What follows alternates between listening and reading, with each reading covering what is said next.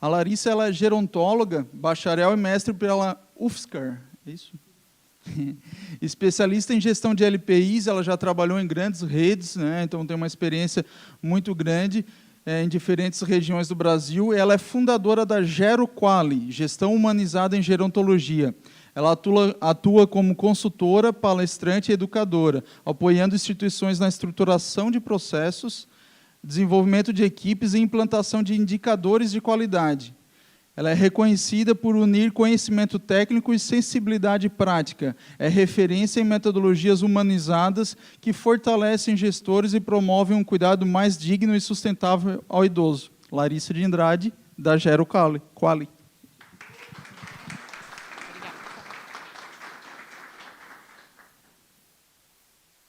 Boa tarde, pessoal. Muito obrigada pela oportunidade, pela descrição aí da minha experiência. Espero que estejam todos bem, tá? Toda a minha vivência, como o Gustavo bem disse, foi em gestão de residenciais para idosos, tá? Então, eu já estive do outro lado, passei por muitos dos desafios, né? E implementei uma metodologia para facilitar mesmo o dia a dia do gestor, para facilitar aí, a comunicação com a equipe, com os próprios residentes e também com os familiares, tá? Eu inicio aí com uma pergunta para vocês. Quem aqui se sente mais bombeiro do que gestor no dia a dia da sua instituição? Nossa, está todo mundo... todo mundo bem, na cadeira de gestor, que bom, né? A minha ideia é trazer algumas práticas simples, tá? Para a gente trabalhar com o que nós temos no nosso dia a dia, para otimizar a rotina, otimizar a gestão e reduzir aí essa fala, né? Muitas vezes eu entro em contato com alguns gestores ou chego para realizar uma visita, uma consultoria e eu escuto às vezes o gestor: ó, Lari, hoje você tenha paciência, senta aí que eu só estou apagando incêndio. E a gente vive, né, ali no dia a dia e acompanha mesmo esses desafios, né? Muitas vezes a gente chega para realizar ali nossa rotina, está tudo escrito no papel, e é o que eu falo, né? Dentro do residencial, não existe uma rotina. Na maioria das vezes, a gente está trabalhando dentro do nosso planejamento, mas tem que lidar ali com as famosas intercorrências, que não acontecem somente com os idosos e as intercorrências de saúde, mas também ali dentro do nosso dia a dia. Bom, como o Gustavo já me apresentou, eu sou bacharel em gerontologia e mestre pela UFSCar, e toda a trajetória, tanto de pesquisa quanto profissional, foi dentro das ILPIs. Então, eu iniciei minha experiência numa instituição filantrópica no interior de São Paulo. Depois, eu passei por uma empresa familiar menor, fui para a rede de franquia e finalizei a minha experiência em uma multinacional. E dentro dessa vivência toda, e trabalhando ali na gestão, liderando equipes, dando treinamento, desenvolvendo esses protocolos, o que eu observei no final? Que os desafios eles são sempre os mesmos, independente do tamanho da instituição, da região em que ela está, o número de residentes, se a equipe é totalmente CLT, se é uma equipe prestadora de serviço, os desafios são sempre os mesmos. E aí eu volto para a academia com essa inquietação, não, vamos lá, preciso ajudar esses gestores, né? Preciso pegar a minha experiência, todos os desafios passando nesses 4 modelos e tentar minimizar essas dores, né? E sair, tirar essa fala, só apago incêndio, sou bombeiro, não, eu sou gestor. Eu preciso sentar na cadeira de gestor e fazer essa gestão, mas com os recursos que eu tenho hoje, tá? Então, o que eu vou apresentar para vocês são estratégias para sair desse caos, ter uma rotina mais leve, mais gratificante e que atinja os resultados esperados. Larissa, já que você fez a sua introdução, nós já temos uma mensagem aqui para você. Ai, meu Deus. Dandi Gomes, ela fala que Larissa é uma pessoa e uma profissional incrível, na qual tive o prazer de trabalhar. Muito obrigada. É a Dandara, ela foi minha supervisora de hospitalidade, então foi um desafio muito grande, onde nós trabalhávamos numa rede multinacional, cujo foco dos clientes, de quem procurava essa instituição, era a parte de hotelaria e hospitalidade.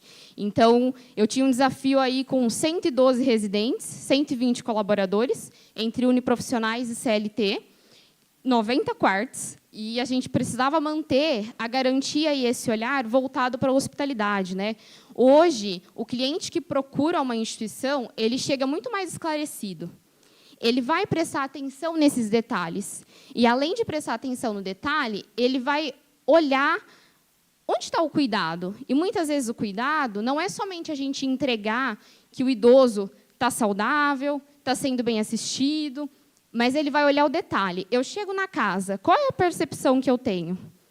A casa está limpa? Qual o cheiro ela tem? A cama está organizada? A roupa de cama é padronizada? E são detalhes que eles vão variar de acordo com o tipo do cliente, com o tipo de perfil, mas que isso faz a diferença na hora da escolha, na tomada de decisão da família e até do próprio idoso que vai diretamente buscar por essa instituição. Bom, então eu trago aqui alguns sinais de desorganização operacional, né? Então, quando a gente chega e a equipe é extremamente dependente do aval ali, da resposta do gestor. Existem alguns processos que a gente consegue otimizar, deixar ele mais claro, deixar um fluxo mais visual, desenhar, e pode ser desde um processo simples, alteração de pressão arterial. Eu posso criar um fluxo que eu vou deixar fixo ali, disponível para a minha equipe, não precisa necessariamente ser um POP extenso e longo, algo de uma folha, uma página, que a minha equipe vai conseguir bater o olho e entender o que aconteceu.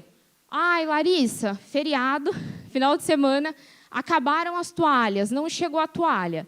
Será que é o gestor que vai ter que parar lá de onde ele está, ligar lá na lavanderia para perguntar por que não chegou a toalha? Será que eu não tenho alguém na operação? Será que eu não preciso desenvolver a minha liderança?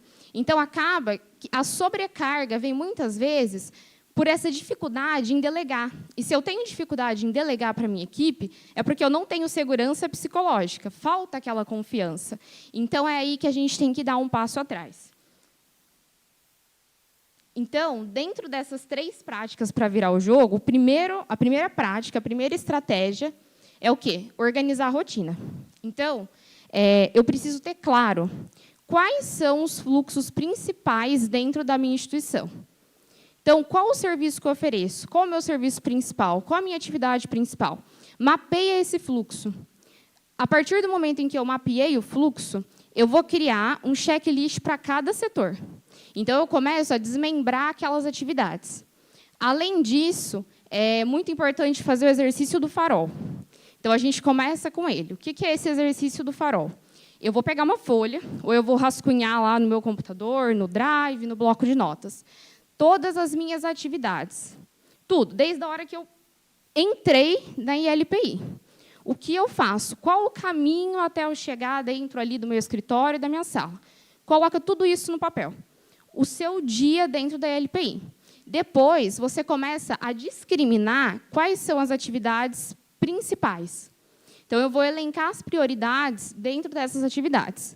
Quando eu elenco, eu começo a perceber que muitas dessas atividades eu poderia delegar para uma outra pessoa, muitas vezes para o meu enfermeiro gestor, meu enfermeiro assistencial, para a minha nutricionista, para a minha governanta, se for o caso, e eu acabo criando, dessa maneira, o cheque do setor. Então, primeiro eu inicio por mim, faço o exercício do farol, e daí eu chego no checklist de cada setor. Fiz o checklist, aí eu preciso criar e implementar os POPs principais. Então, dentro do POP, que eu sempre gosto de dizer, né? Não pode ser um POP lindo, maravilhoso, mas que não condiz com a minha realidade. Então, ele precisa descrever aquela atividade que acontece dentro da minha operação. Então, eu crio ele tem que ser condizente com a realidade, com o contexto, tem que ser fidedigno. Eu vou fazer um POP de nutrição, eu preciso ir lá na cozinha e entender o processo, eu preciso ver. Eu preciso envolver a minha equipe. Então, além disso, criei o checklist, criei o POP, mapeei meu fluxo e minha rotina, treina a sua equipe. Muitas vezes, a gente chega ali no escritório tem todos os POPs, todos os manuais, mas a minha equipe que está lá na ponta nem sabe o que é. Não viu, não teve conhecimento, nunca pegou.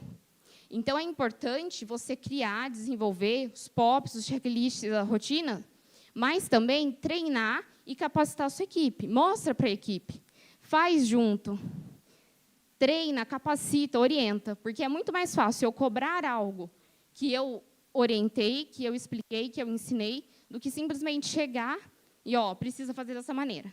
Ou joga o POP, joga o manual de boas práticas na cozinha, fica lá dentro da gaveta. Às vezes, o cozinheiro, a equipe, nem sabe que o POP existe, nem sabe que o manual está ali e acaba não aplicando. Então, envolva a equipe de vocês, treine, capacite e oriente eles. Quando a gente fala sobre empoderar a equipe ela precisa saber aonde você quer chegar, ela precisa ter clareza de quem é o seu cliente, de quem é o seu residente, de quais são os objetivos e, principalmente, do serviço que vocês oferecem dentro do residencial. Hoje, a gente sabe que tem muitos residenciais que têm uma estrutura para acolher os 3 graus de dependência. Mas eu também tenho aqueles residenciais que são mais segmentados, que têm um perfil específico, que têm um público específico. Então, é importante que a equipe de vocês tenham clareza de onde vocês querem chegar, qual o público vocês querem acolher e qual o perfil do cliente. Assim, vocês vão conseguir identificar qual a demanda eu preciso trabalhar e qual é o desafio daquele meu colaborador, do meu time, da minha equipe. Aí eu paro para pensar e planejar quais são os treinamentos e as capacitações necessárias para o meu time. Então, estejam perto da equipe de vocês. Conheçam essa equipe, percebam os pontos. A gente fala muitas vezes, tem cliente que eu chego, eu vou terceirizar todo mundo e não tenho dor de cabeça. Mas existe muitas das atividades que elas precisam ser executadas pelo gestor, principalmente quando eu penso que eu vou capacitar ali o meu braço direito. Eu sempre trabalhei com enfermeiros. O meu braço direito sempre foi enfermeiro. E eu fazia questão, independente de qual era a instituição, desde a pequena até a grande, era eu quem recrutava o meu enfermeiro. Eu queria ter esse contato. Eu queria criar esse vínculo, porque só assim eu ia ter a segurança e a confiança necessária que, quando eu tivesse que entrar numa conversa difícil com uma família sensível, eu tinha do meu lado a pessoa preparada e capacitada para falar sobre o cuidado, a assistência. Então, esse envolvimento é importante. E transmitir para a sua equipe essa sensação de confiança e de segurança, para que a equipe entenda que vocês estão ali para apoiar, para caminhar junto, mas respeite e entenda também o nível e a hierarquia de vocês. Então, estejam juntos para pensar na capacitação, no treinamento. E, se for necessário, muitas vezes, quando a gente senta ali e começa a olhar estrategicamente, nós vamos ter que romper alguns vínculos e olhar, principalmente, não só a parte técnica da equipe, mas o comportamento. Porque a gente sabe, na nossa frente está tudo lindo, tudo maravilhoso, mas quando a gente sai, a gente precisa ter a confiança, conhecer a nossa equipe e saber o que eles vão entregar também na nossa ausência. Então, tenham muita atenção. Não considerem somente o conhecimento técnico, mas observem o comportamento. Estejam ali, isso, em todos os níveis da equipe operacional de vocês. Tá? E a gestão com leveza. Então, deleguem, tá? De maneira eficiente, de forma clara. E, quando eu penso em delegar, eu preciso ter claro aquilo que eu vou cobrar do meu colaborador. Então, eu preciso sentar com ele e passar quais são as atividades, quais são as responsabilidades dele, para que, quando eu sente, seja para fazer uma correção, para fazer uma cobrança, para dar um incentivo, ele tenha clareza e que ele saiba aquilo que eu vou cobrar dele. Então, eu preciso fazer isso de maneira clara. E não somente delegar, mas acompanhar. Então, qual vai ser a minha rotina? Eu vou chegar e, por volta das 11 horas da manhã, eu vou passar lá na cozinha para mim ver como é que está a rotina, para mim observar o que está acontecendo, para mim verificar se a minha equipe está seguindo a rotina, se está acontecendo as boas práticas, para mim dar aquela supervisionada dentro da cozinha, abrir a geladeira, ir lá dentro do estoque, verificar como é que está esse ambiente. E assim eu supervisiono não só a atuação da minha equipe, mas também a atuação da minha equipe de nutrição, do meu nutricionista, o que está acontecendo, o que não está acontecendo. Para quando eu chegar e for fazer uma conversa, uma reunião com esse colaborador, eu preciso ter argumento. E aí eu não vou considerar só aquilo que chegou até mim, mas eu estou lá, eu estou vendo o que está acontecendo. Eu tenho propriedade para trazer um argumento ou não. Foco nos indicadores. A gente só consegue acompanhar aquilo que a gente monitora. Então, elenque de 5 a 6 indicadores principais que vão apresentar o desempenho da operação de vocês. E pode ser indicadores de gestão de pessoas, como o número de faltas e atestados no mês.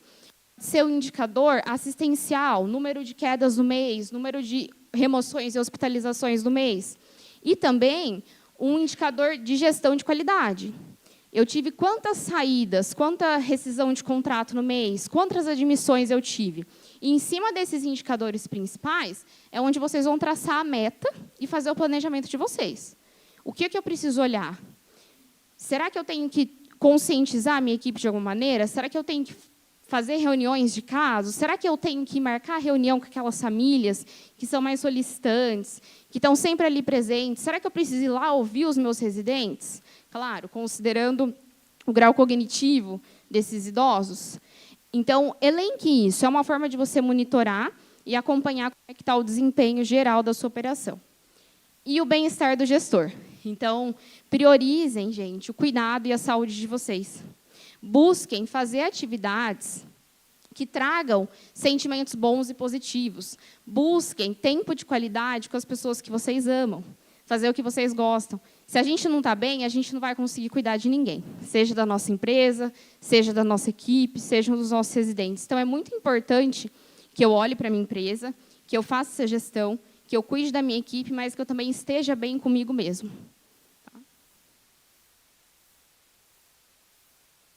E essas são as 3 práticas para virar o jogo. Aqui eu fiz um resumo. Então, a organização da rotina, entendendo as minhas atividades principais, mapeando os fluxos, os processos, estabelecendo o checklist, o empoderamento da equipe por meio de treinamentos regulares e ter a clareza das funções, né? O que eu espero de você, o que eu preciso que aconteça.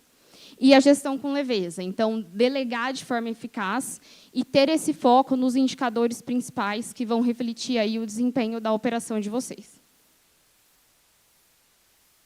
E aqui, vocês podem escanear o QR Code, e se alguém não conseguir, eu compartilhei também com o Gustavo. Eu montei um e-book que traz um pouco da descrição e alguns exemplos dessas atividades, em cima das 3 práticas, e também tem algumas ferramentas simples, como planilhas de controle interno, alguns exemplos de checklist por função, para facilitar vocês aí no dia a dia, e otimizar a gestão da ILPI de vocês.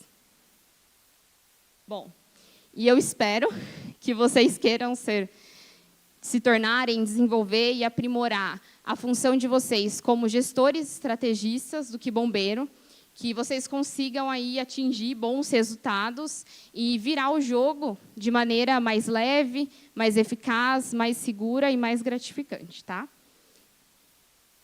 E lembrar, gente, vocês, que a ILPI, a equipe e os idosos precisam de vocês, tá? Então, essa é a minha mensagem, tá, para vocês. Muito obrigada.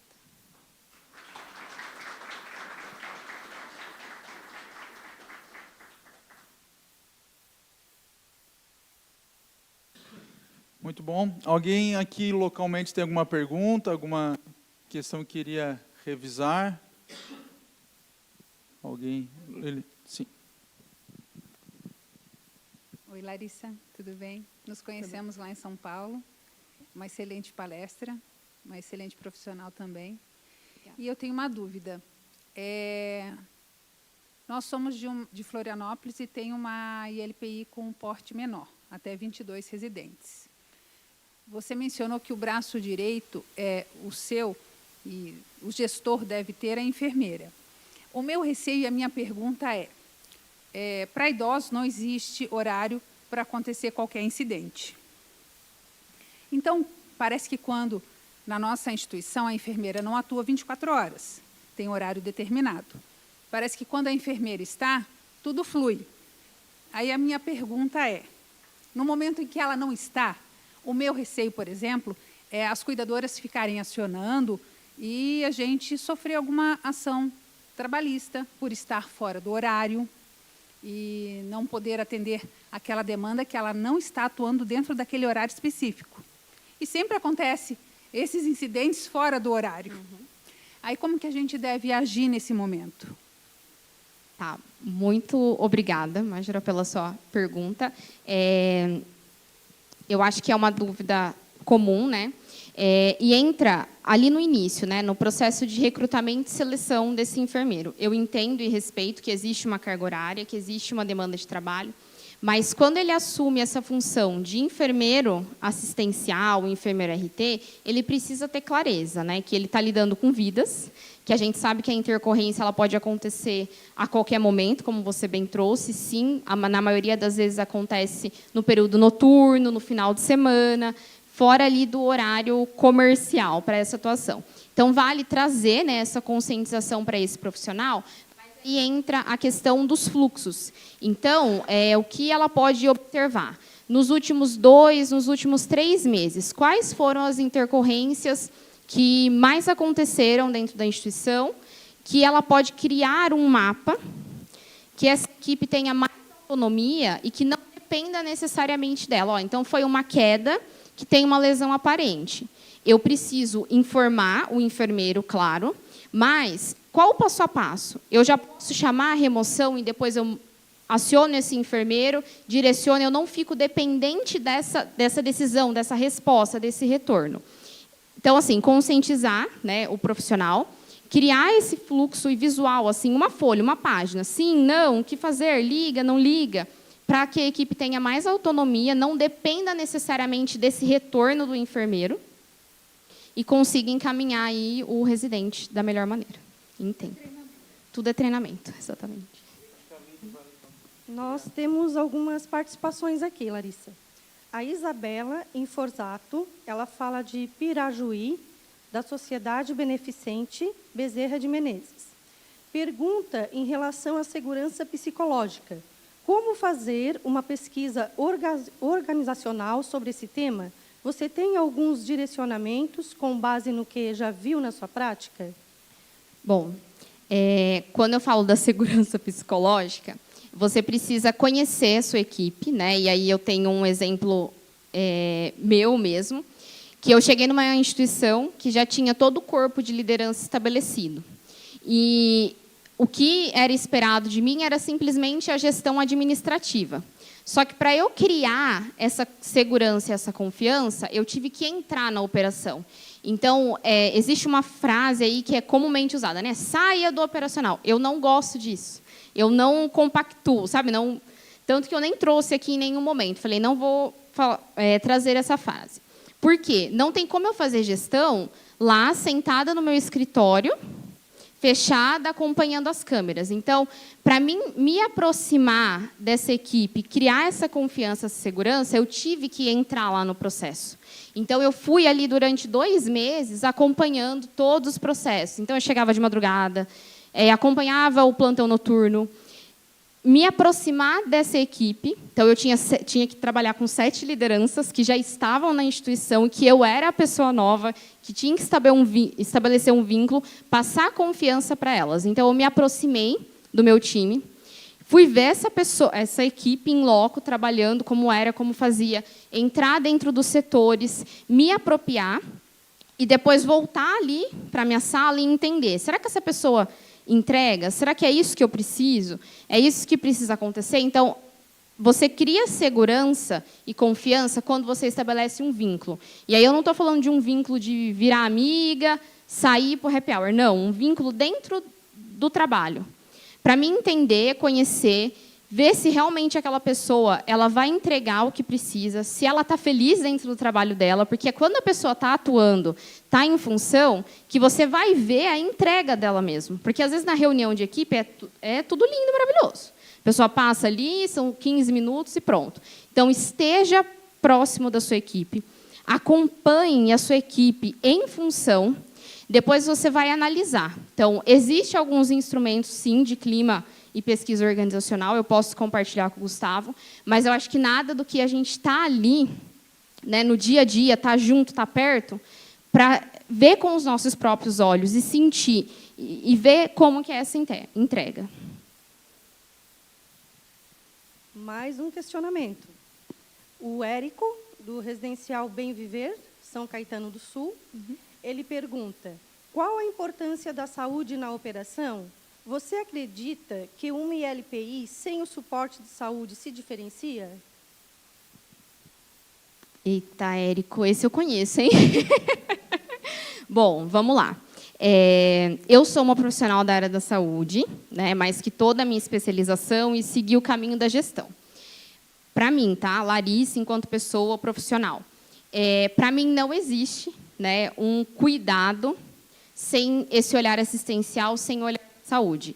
Então, eu entendo que precisa, sim, ter o cuidado de saúde dentro da instituição, seja pela equipe de cuidados mínima, seja pelo acompanhamento médico, pelo acompanhamento de enfermagem.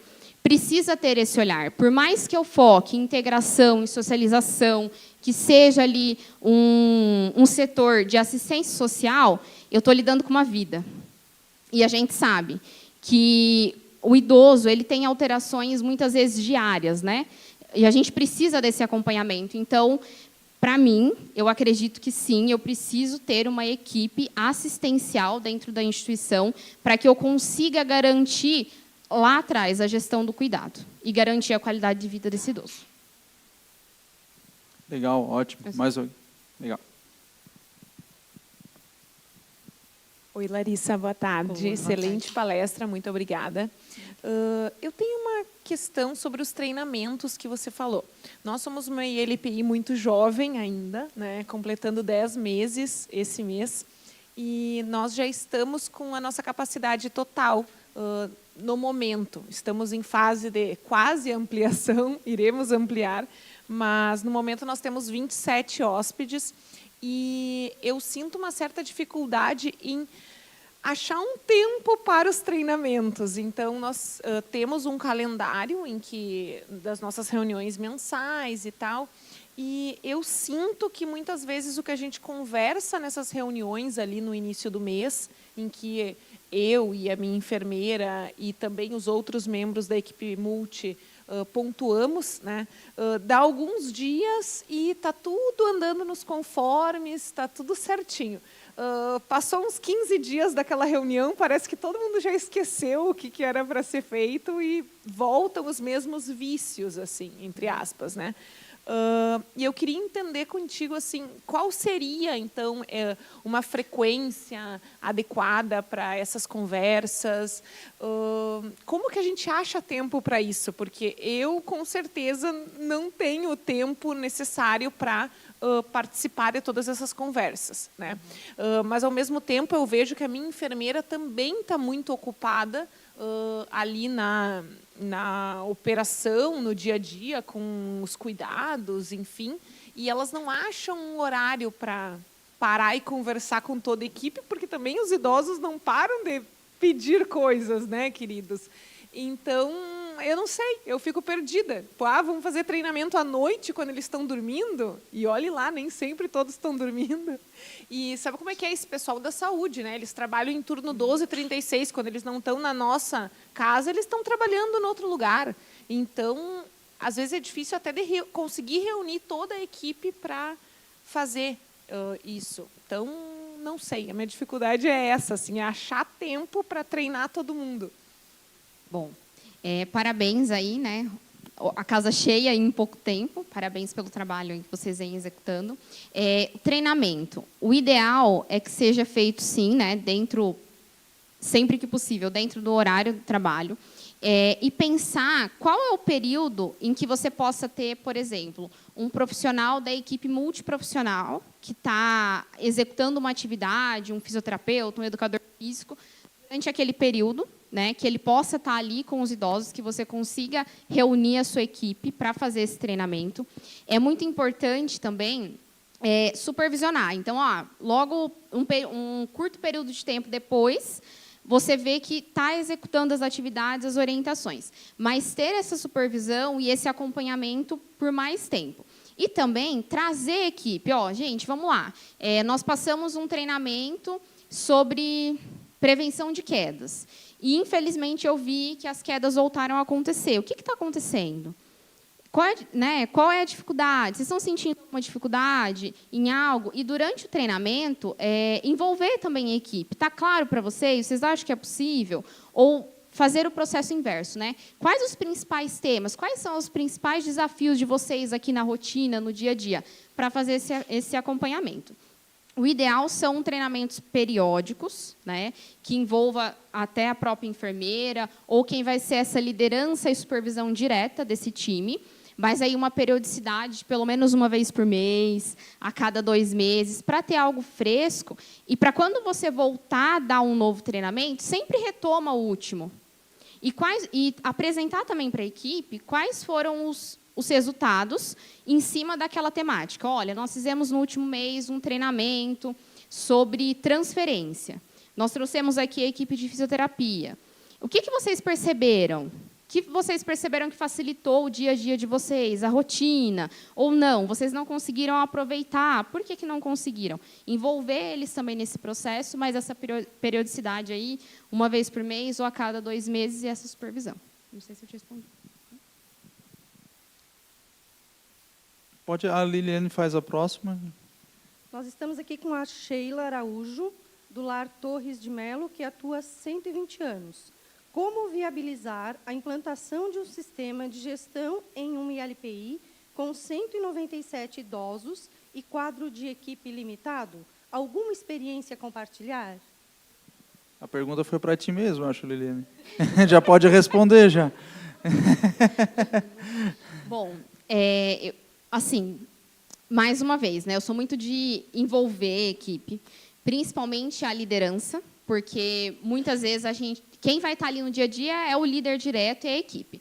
Mas quando a gente vai fazer uma mudança, a gente precisa provocar as pessoas. E como nós provocamos? Trazendo os benefícios. Então, eu trago o problema e eu trago os benefícios, as soluções desse novo projeto, dessa nova ferramenta. Então, mostra o que vai facilitar no dia a dia dessa equipe. Quanto tempo vai reduzir de parado ali para fazer a anotação, para fazer a evolução. Olha, você vai abrir ali a tela inicial do seu sistema e você vai ter as informações principais. Vai chegar um alerta para você não esquecer da ketchupina da Dona Maria. Então, mostrar para a equipe os benefícios, o que essa nova ferramenta vai trazer, para que eles entendam que existe um propósito ali. Vamos fazer, vamos acontecer. E, mais uma vez, envolva as lideranças, envolva a supervisão direta. Para complementar um pouco, já que foi uma pergunta direta sobre o sistema, né? É um desafio realmente das instituições fazer essa migração do processo manual para um processo informatizado. É natural uma certa resistência, um trabalho inicial, pois realmente muda o dia a dia das instituições, né? Mas como a Larissa comentou, buscar os benefícios, né? Ter mais tempo para quem cuida realmente. Nós atendemos diversas instituições nesse porte também, que conseguiram implementar muito bem, até um caso muito interessante do Rio de Janeiro, do Recreio dos Anciãos, que tem, se não me engano, mais de 120 residentes também, uma instituição bem bonita, bem legal. E eu fui lá e as enfermeiras, a equipe de cuidado, maravilhadas que estão com muito mais tempo agora, é muito mais fácil trabalhar. Realmente tem um processo inicial para fazer a ficha cadastral, para aprender a usar, existe um trabalho inicial que realmente o pessoal pode dizer, é chato ter que cadastrar, tem que estar tudo... Sim, existe um trabalho inicial, mas depois o ganho do tempo realmente, quem implementa bem tem esse processo, esse ganho depois, com certeza. Acho que tem uma pergunta. Não, eu só queria contribuir com a questão da moça lá, que fez a pergunta anterior e com você também. Eu também eu sou fundadora da Consistec, né, então acompanhei toda essa parte administrativa, fui contadora e eu também fui secretária de Administração e Finanças de uma prefeitura. Então, daí, a minha equipe toda, né, imagina, setor pessoal, setor de compra, setor de venda, ali de toda a parte financeira. Então, assim, o que eu sempre buscava nas minhas reuniões? O comprometimento da equipe, o compromisso que elas têm diante das pessoas, né? Para setor público e setor privado sempre tem que ou agradar os clientes, ou os eleitores, ou toda a administração os munícipes. Então, o comprometimento da equipe, que elas têm compromisso de cuidar de tudo, acho que é muito importante nessa questão. Até no nosso processo de venda da Gerifácil, a gente comenta muito isso, né, do gestor liderar esse processo, entender quais são os benefícios e conseguir comunicar, reunir a equipe para comunicar, vamos passar por esse processo, vamos precisar de um empenho agora inicial maior, mas depois os benefícios serão grandiosos com esse empenho. Então, é bem nesse processo. Não sei, mais alguma pergunta, Liliane? Eu acho que seria isso. Legal, muito obrigado, Larissa. A Larissa, então, disponibilizou um e-book que a gente pode compartilhar, depois a gente pode... E a própria apresentação aqui também, a Larissa sempre está disponível para qualquer dúvida posterior também. Então, esse é o terceiro seminário Gerifácil. Desculpa.